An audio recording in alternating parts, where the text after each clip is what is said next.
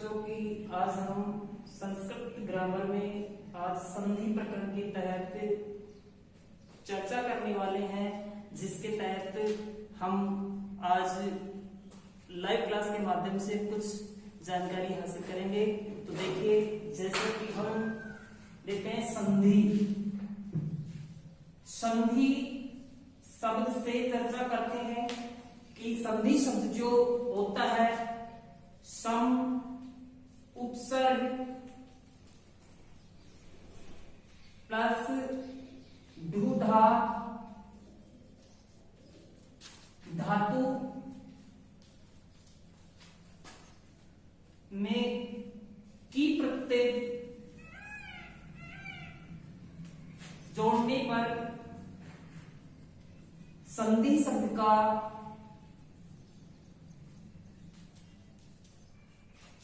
निर्माण होता है।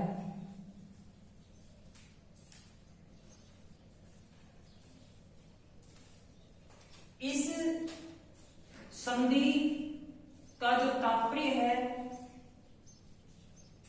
एक समझौता या मेल होता है, अर्थात दो पर्याय शब्दों या वर्णों का जो मेल होता है उनमें जो सार्थक अर्थ होता है वह संधि कहलाता है। उसमें देखते हैं कई विद्वानों के अनुसार अलग अलग परिभाषा देखी गई है, लेकिन उनमें जैसे संस्कृत ग्रामर के अनुसार देखते हैं तो संधि की चर्चा अलग अलग रूप में देखने को मिलती है। जैसे महर्षि पाणिनि के अनुसार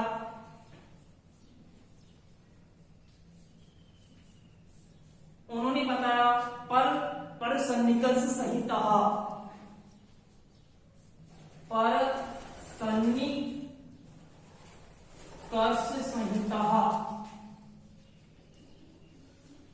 अर्थात दूसरे अत्यंत निकटतम वर्णों का मेल ही संधि कहलाता है। उसके बाद में संस्कृत में कहा जाए कि दो वर्णयों परस्पर मिलित्वा येन अर्थ प्रभवति उत्पत्त्यति स संधि इति कथ्यते, अर्थात दो वर्णों के मेल से जो उनमें सार्थक अर्थ प्रकट होता है, अर्थात उनमें जो विकार उत्पन्न होता है उसे संधि कहा जाता है। लेकिन कई एग्जाम्पलों में देखने को ये मिलता है, जैसे कि कह देते हैं कि महत्व प्लस पूर्ण, अर्थात यहां जब हम इसकी संधि करते हैं तो यह एक महत्वपूर्ण, तो यहां पर एक संधि न होकर के सिर्फ इसको संयोग कहा जाएगा, हम इसे संधि नहीं कह सकते, क्योंकि जब तक दो वर्णों के परस्पर मेल में विकार्य परिवर्तन नहीं होता है तब हम उसे संधि नहीं कह सकते। जैसा कि महा प्लस उदय, तो यहां पर आ प्लस उ, आ ओ उ मिलकर के यहां पर इसका ओ शब्द का विकार होता है, अर्थात यहां पर ये महोदय हो जाता है, अर्थात गुण संधि। गुण संधि के बारे में आपने पढ़ा होगा, जैसा कि आदि गुण,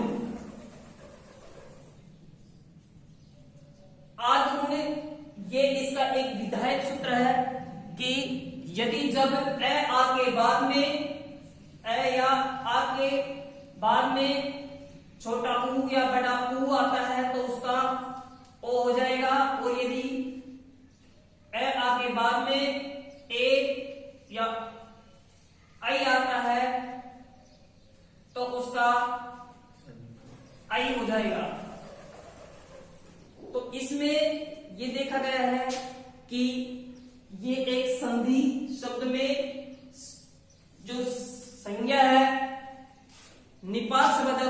शब्द है उनमें संधि होना अत्यंत आवश्यक है। ये शब्दों की उतारने के लिए बोलते हैं, आगे बढ़ाएंगे उसको उतारने। अब आप बोर्ड में सब- सभी इसको उतार- एक बार अपने होमवर्क कॉपी में नोटबुक में इसको रिपीट करें, उतार लें, फिर उसके बाद में हम देखते हैं।